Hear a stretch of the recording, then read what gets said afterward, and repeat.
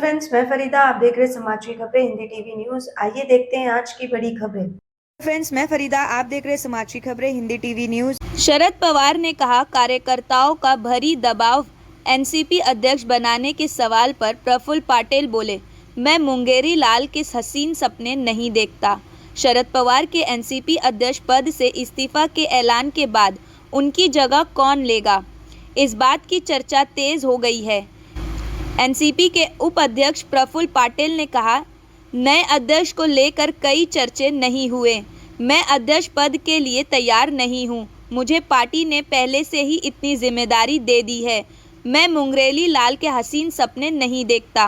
पहले तो शरद पवार को मनाने का दौर चल रहा है, उसके बाद जो तय होगा हो जाएगा। पार्टी में कई गुटबाजी और नाराजगी नहीं है। इधर शरद पवार ने कहा कि इस्तीफा वापस लेने के लिए उन पर भारी दबाव है। दरअसल 82 इयर्स के एनसीपी चीफ शरद पवार ने मंगलवार को इस्तीफा का ऐलान किया। इसके बाद पार्टी कार्यकर्ताओं ने उनके फैसले का विरोध किया। कार्यकर्ताओं ने कहा कि शरद पवार अपना फैसला वापस लें। इस पर उनके भतीजे अजीत पवार ने कहा कि साहब का फैसला पलटता नहीं है। पवार ने कहा, कार्यकर्ताओं की भारी दबाव एनसीपी अध्यक्ष बनाने के सवाल पर प्रफुल्ल पटेल बोले, मैं मुंगेरी लाल के सपने नहीं देखता। यशवंतराव चौहान सेंटर में शरद पवार से बात करते अजीत पवार, शरद पवार के एनसीपी अध्यक्ष पद से इस्तीफा के ऐलान के बाद उनकी जगह कौन लेगा, इस बात की चर्चा तेज हो गई है। एनसीपी के उपाध्यक्ष प्रफुल्ल पटेल ने कहा, नए अध्यक्ष को लेकर कई चर्चे नहीं हुए हैं। मैं अध्यक्ष पद के लिए तैयार नहीं हूं। मुझे पार्टी से पहले ही इतनी जिम्मेदारी दी है। मैं मुंगेरी लाल के हसीन सपने नहीं देखता। पहले तो शरद पवार को मनाने का दौर चल रहा है, उसके बाद जो होगा तय हो जाएगा।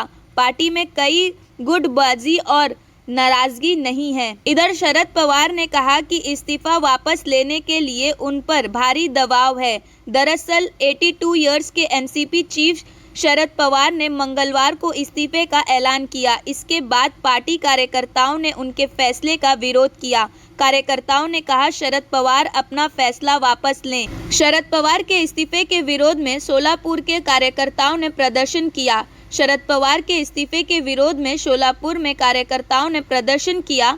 नए अध्यक्ष बनाने को लेकर 5 सदस्यों कमेटी में मीटिंग हुई।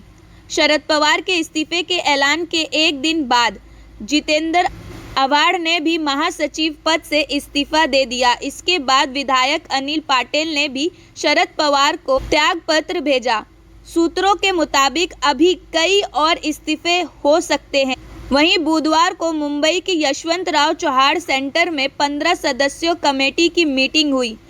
इसमें पार्टी के नए अध्यक्ष बनाने को लेकर चर्चा किया गया।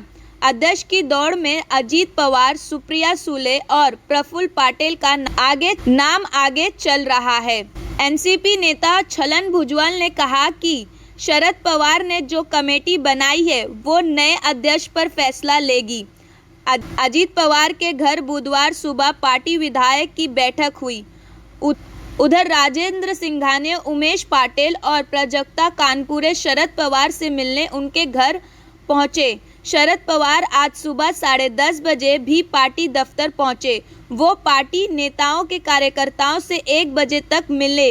इस दौरान अजीत, सुप्रिया और प्रफुल्ल पटेल भी पार्टी दफ्तर पहुंचे। पार्टी प्रवक्ता उमेश पटेल ने बताया, मैं पवार साहब से मिलने आया हूं। उन्हें कहा कि सोच समझकर फैसला लिया गया है। लीडरशिप और अध्यक्ष दोनों अलग अलग चीजें हैं। पार्टी का अध्यक्ष भले ही कोई हो, नेतृत्व हमेशा मेरा होगा। पार्टी के कार्यकर्ताओं ने सुबह मुंबई के सिद्धिविनायक मंदिर पहुंचे। उन्होंने कहा कि हम चाहते हैं कि पवार साहब इस्तीफा वापस ले ले, इसलिए पूजा अर्चना की। पार्टी के कार्यकर्ताओं ने सुबह मुंबई के सिद्धिविनायक मंदिर पहुंचे। उन्होंने कहा कि हम चाहते हैं कि पवार साहब इस्तीफा वापस ले ले, इसके लिए पूजा अर्चना। महाराष्ट्र कांग्रेस के अध्यक्ष नाना पाटेल ने एनसीपी में जारी खींचतान पर कहा कि पवार ने एनसीपी अध्यक्ष का पद छोड़ने से महाविकास आघाड़ी गठबंधन पर फर्क नहीं पड़ेगा। ये एनसीपी का अंदरूनी मामला। शिवसेना उद्धव ठाकरे गुट के नेता संजय राउत ने शरद पवार के इस्तीफे पर कहा कि उनका इस्तीफा देश की राजनीति के लिए बड़ा झटका है। अगर उन्होंने ये फैसला किया है तो इससे देश और महाराष्ट्र में झटपटाहट होनी संभावित है। आने वाले दिनों में हमें क्या करना है, इस पर जल्द ही फैसला किया जाएगा। हम पूरे घटनाक्रम पर नजर बनाए हुए 82 ईयर के शरद पवार ने 2 मई को एनसीपी अध्यक्ष पद छोड़ा। हालांकि इस दौरान उन्होंने इसकी वजह नहीं बताई। पवार की बेटी सुप्रिया सुले ने 17 अप्रैल को कहा था कि 15 दिन में महाराष्ट्र की राजनीति में 2 बड़े विस्फोट होंगे। बयान के ठीक 16वें दिन यानी 2 मई को 12:45 में ऐलान कर दिया गया। देश में एनसीपी के 9 सांसद, 3 राज्यों में 57 विधायक। एनसीपी के ऑफिशियल वेबसाइट के मुताबिक एनसीपी के देश में अब 9 सांसद हैं। इनमें से लोकसभा के 5 और राज्यसभा के 4 मेंबर शामिल हैं।